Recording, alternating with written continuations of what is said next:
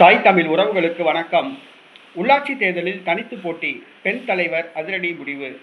உள்ளாட்சி தேர்தலில் தனித்து போட்டி, பெண் தலைவர் அதிரடி முடிவு என்ற தலைப்பில் இந்த காணொலியை காண்கிறோம்.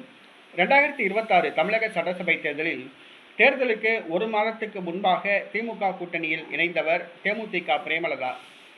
ஒரு ராஜ்யசபா எம்பி சீட்டும் 10 சட்டசபை தொகுதிகளும் வாங்கி கொண்டு 10 சட்டசபை தொகுதிகளில் போட்டியிட்டு 9 தொகுதிகளில் தோல்வியடைந்தார்.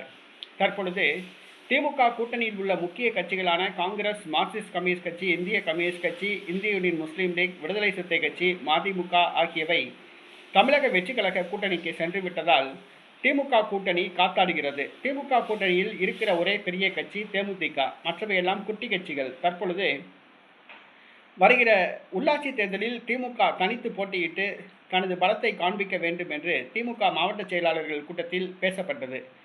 இந்த குரல் ஓங்கி ஒலிக்க ஆரம்பித்துள்ளது.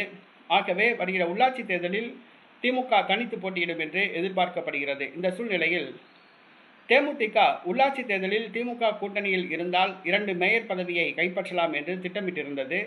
திமுக தனித்து போட்டி என்ற முடிவு தேமுதிகவுக்கு அதிர்ச்சியை கொடுத்தது. ஓடிப்போய் அறிவாலயத்தில் மு.க. ஸ்டாலினை சந்தித்து பிரேமலதா கண்ணீர் விட்டார். ஆனால் திமுக தனது முடிவில் உறுதியாக இருப்பதாக கூறப்படுகிறது. ஆக உள்ளாட்சி தேர்தலில் திமுக கூட்டணியில் இடம் கிடைக்காவிட்டால் தனித்து போட்டியிடுவது என்ற முடிவுக்கு வந்துள்ளார். தமிழக வெற்றிக் கழக கூட்டணியிலும் பிரேமலதாவை சேர்க்க தயாரில்லை. மீண்டும் அதிமுக பாஜக கூட்டணிக்கும் செல்ல முடியாது. ஆகவே உள்ளாட்சி தேர்தலில் திமுக கூட்டணியில் இடம் கிடைக்காவிட்டால் தனித்து போட்டி என்ற முடிவுக்கு பிரேமலதா வந்துள்ளார். தனித்து போட்டியிட்டால் அவர் எத்தனை மேயர் பதவியை கைப்பற்றுவார், எத்தனை கவுன்சிலர் பதவியை கைப்பற்றுவார் என்பது தெரியாது. தற்பொழுது பெண் தலைவர் பிரேமலதா உள்ளாட்சி தேர்தலில் தனித்து போட்டியிட திட்டமிட்டு வருவதாக கூறப்படுகிறது.